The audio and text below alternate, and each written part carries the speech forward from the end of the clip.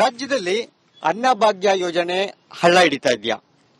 ಯಾಕೆಂದ್ರೆ ಸುಮಾರು 415ಕ್ಕೂ ಹೆಚ್ಚು ಆರೋಪಿಗಳ ಮೇಲೆ ಇಲಾಖೆಯ ಕಾರ್ಯದರ್ಶಿಯವರು ಆಯುಕ್ತರಿಗೆ ಪತ್ರ ಬರೆದು ಕ್ರಮಕ್ಕೆ ಸೂಚನೆ ಕೊಟ್ಟಿದ್ದಾರೆ. ಸುಮಾರು 3 ತಿಂಗಳಾದರೂ ಕೂಡ ಈವರೆಗೂ ಕೂಡ ಕ್ರಮ ಆಗಿಲ್ಲ ಅಂತಕ್ಕಂಥದ್ದೇ ಆಶ್ಚರ್ಯ. ಹಾಗಿದ್ರೆ ಇಲಾಖೆಯ ಸಚಿವರಿಗೆ ಆಗಲಿ ಸರ್ಕಾರಕ್ಕೆ ಆಗಲಿ ಈ ಅಕ್ರಮ ದಂಧೆಕೋರರ ಬಗ್ಗೆ ಸಾಫ್ಟ್ ಕಾರ್ನರ್ ಯಾಕೆ ಅನ್ನೋದು ಈ ಬಗ್ಗೆ ರಿಪಬ್ಲಿಕ್ ಕನ್ನಡ ಇಡೀ ದಿನ ಕ್ಯಾಂಪೇನ್ ಸ್ಟೋರಿ ಆಗಿ ಹಮ್ಮಿಕೊಂಡಿದೆ. ಬನ್ನಿ ಇದರ ಇನ್ನಷ್ಟು ವಿಸ್ತೃತವಾದಂತಹ ವರದಿಯನ್ನ ನೀಡ್ತಾ ಹೋಗ್ತೇವೆ. ಈ ಸ್ಟೋರಿ ನೋಡಿ. ಆಹಾರ ಇಲಾಖೆಯಲ್ಲಿ ಗೋಲ್ಮಾಲ್ ಆರೋಪ. ಸಚಿವ ಕೆಎಚ್ ಮುನಿಯಪ್ಪ ಗಮನಕ್ಕೆ ಇಲ್ವಾ? ಅನ್ನಭಾಗ್ಯ ಸಿದ್ದರಾಮಯ್ಯ ಅವರ ಕನಸಿನ ಯೋಜನೆ. ಕಾಂಗ್ರೆಸ್ ಅಧಿಕಾರದ ಚುಕ್ಕಾಣಿ ಹಿಡಿಯೋದಕ್ಕೆ ಅಸ್ತ್ರ ಪ್ರಯೋಗಿಸಿದ್ರು. ಬಡವರ ಹೊಟ್ಟೆ ತುಂಬಿಸಬೇಕಾಗಿದ್ದ ಪಡಿತರ ಅಕ್ಕಿ ಕಾಳಸಂತೆಯಲ್ಲಿ ಮಾರಾಟ ಹಾಗೂ ಹೊರ ರಾಜ್ಯಗಳಿಗೆ ಸಾಗಣೆ ಮಾಡ್ತಾ ಇರೋ ಬಗ್ಗೆ ರಿಪಬ್ಲಿಕ್ ಕನ್ನಡ ದಾಖಲೆ ಸಮೇತ ವರದಿಯನ್ನ ಪ್ರಸಾರ ಮಾಡಿತ್ತು.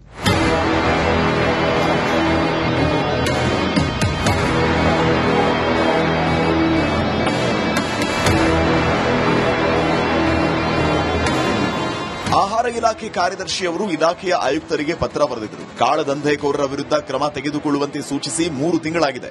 ಆದರೆ ಯಾವುದೇ ಕ್ರಮ ತೆಗೆದುಕೊಂಡಿಲ್ಲ. ಇಲಾಖೆ ಕಾರ್ಯದರ್ಶಿ ಬರೆದ ದಾಖಲೆ ಸಮೇತ ರಿಪಬ್ಲಿಕ್ ಕನ್ನಡ ವರದಿ ಮಾಡಿ ಸರ್ಕಾರದ ಗಮನ ಸೆಳೆದಿದೆ. ಆದರೆ ಆಹಾರ ಸಚಿವ ಕೆಎಚ್ ಮುನಿಯಪ್ಪ ತಮ್ಮ ಗಮನಕ್ಕೆ ಇಲ್ಲ ಅನ್ನೋ ರೀತಿಯಲ್ಲಿ ವರ್ತಿಸ್ತಾ ಇರೋ ಆರೋಪ ಇದೆ. ರಿಪಬ್ಲಿಕ್ ವರದಿಗೆ ಡಿಸಿಎಂ ಗೃಹ ಸಚಿವರ ಸ್ಪಂದನೆ. ರಿಪಬ್ಲಿಕ್ ಕನ್ನಡದ ವಿಶೇಷ ವರದಿಗೆ ಉತ್ತಮ ಸ್ಪಂದನೆ ಸಿಕ್ಕಿದೆ. ಡಿಸಿಎಂ ಡಾಕ್ಟರ್ ಜಿ ಪರಮೇಶ್ವರ್, ಗೃಹ ಸಚಿವ ಪ್ರಿಯಾಂಕ್ ಖರ್ಗೆ, ಬಿಜೆಪಿ ನಾಯಕರು ಸ್ಪಂದಿಸಿದ್ದಾರೆ. ಪಡಿತರ ಅಕ್ಕಿ ದಂಧೆಕೋರರ ವಿರುದ್ಧ ಕ್ರಮ ಕೈಗೊಳ್ಳುವುದಾಗಿ ಸರ್ಕಾರ ಭರವಸೆ ನೀಡಿದೆ.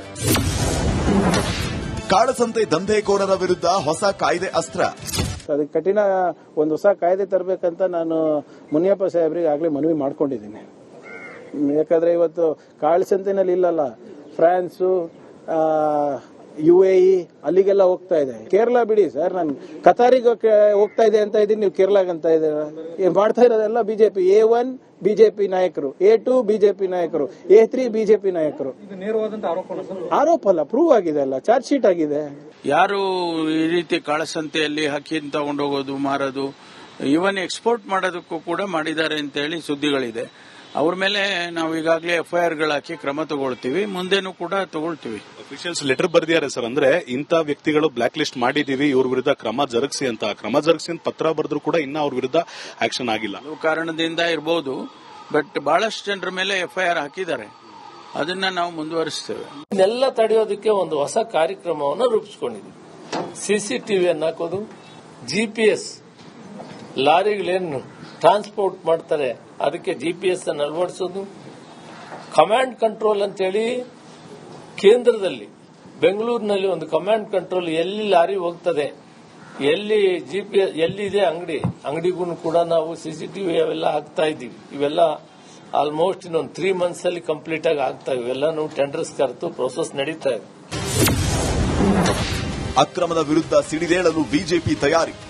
ಕಾಳಸಂತೆಯಲ್ಲಿ ಅನ್ನಭಾಗ್ಯ ಅಕ್ಕಿ ಮಾರಾಟ ಮಾಡೋರ ವಿರುದ್ಧ ಕ್ರಮ ಕೈಗೊಳ್ಳದ ಸರ್ಕಾರದ ವಿರುದ್ಧ ಬಿಜೆಪಿ ನಾಯಕರು ಸಿಟ್ಟಾಗಿದ್ದಾರೆ. ಸದನದಲ್ಲಿ ಕಾಂಗ್ರೆಸ್ ವಿರುದ್ಧ ಮುಗಿಬೀಳೋಕೆ ತಯಾರಿ ನಡೆಸಿದ್ದಾರೆ. ಅಕ್ರಮಗಳಿಗೆ ಕಾಂಗ್ರೆಸ್ ಸರ್ಕಾರಕ್ಕೆ ಒಂದು ಅವಿನಾಭಾವ ಸಂಬಂಧ ಹಿಂದಿನಿಂದಲೂ ಕೂಡ ಇದೆ. ಈ ರೀತಿ ಲೂಟಿಕೋರರನ್ನ ರಕ್ಷಣೆ ಮಾಡುವಂತ ಕೆಲಸ ಕಾಂಗ್ರೆಸ್ ಸರ್ಕಾರ ಹಿಂದಿನಿಂದಲೂ ಕೂಡ ಮಾಡ್ಕೊಂಡು ಬಂದಿರುವಂತದ್ದು. ಗ್ಯಾರಂಟಿ ಅಂತ ಹೇಳಿಕೊಂಡು ರಾಜ್ಯದಲ್ಲಿ ಅಭಿವೃದ್ಧಿ ಶೂನ್ಯ. ಇವತ್ತು ಯಾವುದೇ ಅಭಿವೃದ್ಧಿ ಕೆಲಸ ಕಾರ್ಯಗಳು ಆಗ್ತಾ ಇಲ್ಲ. ಗೃಹಲಕ್ಷ್ಮಿನಲ್ಲಿ ಸುಧಾರಣೆ ಮಾಡ್ತೇವೆ ಅಂತೇಳಿ ಅಲ್ಲೂ ಕೂಡ ಹಾಳುಗೆಡುವಂತ ಕೆಲಸವನ್ನು ಕೂಡ ಆಗಿದೆ. ಇವೆಲ್ಲವೂ ಕೂಡ 12ನೇ ತಾರೀಕು ಅಥವಾ 13ನೇ ತಾರೀಕಿಂದ ಏನು ಅಧಿವೇಶನ ಪ್ರಾರಂಭ ಆಗ್ತದೆ, ಚರ್ಚೆ ಆಗಬೇಕಾಗ್ತದೆ. ಯಾರ ಮೇಲೆ ಅಪಾದನೆ ಮಾಡೋದಕ್ಕಿಂತ ಮುಖ್ಯ ತಡೆ ಹಿಡಿಯುವಂತದ್ದು ಮುಖ್ಯ. ಅವ್ರ ಕಡೆಯವರು ಇದ್ದಾರೋ ಇನ್ನೊಬ್ಬರ ಕಡೆಯವರು ಇದ್ದಾರೋ. ಅನೇಕ ಬಾರಿ ಈಗ 3 ತಿಂಗಳಾಯ್ತು, ಪೊಲೀಸ್ ಇಲಾಖೆ ಏನ್ ಮಾಡ್ತಾ ಇದೆ? ಯಾಕೆ ಅವರನ್ನ ತಡೆ ಹಿಡಿತಾ ಇಲ್ಲ? ಈಗ ಗೃಹ ಸಚಿವರು ಯಾರಿದ್ದಾರೆ? ಪ್ರಿಯಾಂಕ್ ಖರ್ಗೆ ಅವರು ಇದ್ದಾರೆ.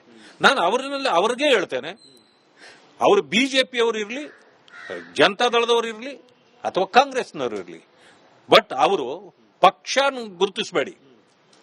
ಅವರು ತಪ್ಪು ಮಾಡಿದ್ರೆ ಹಾಕಿ, ಅವರನ್ನು ಒಳಗಾಕಿ.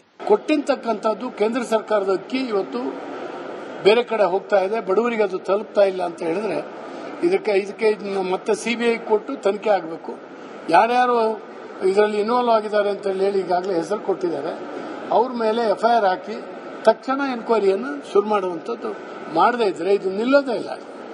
ರಿಪಬ್ಲಿಕ್ ಕನ್ನಡ ವರದಿಗೆ ಸ್ಪಂದಿಸಿರುವ ಬಿಜೆಪಿ ನಾಯಕರು ಅಧಿವೇಶನದಲ್ಲೂ ಈ ಬಗ್ಗೆ ಗಂಭೀರ ಚರ್ಚೆ ಮಾಡುವುದಾಗಿ ಹೇಳಿದ್ದಾರೆ.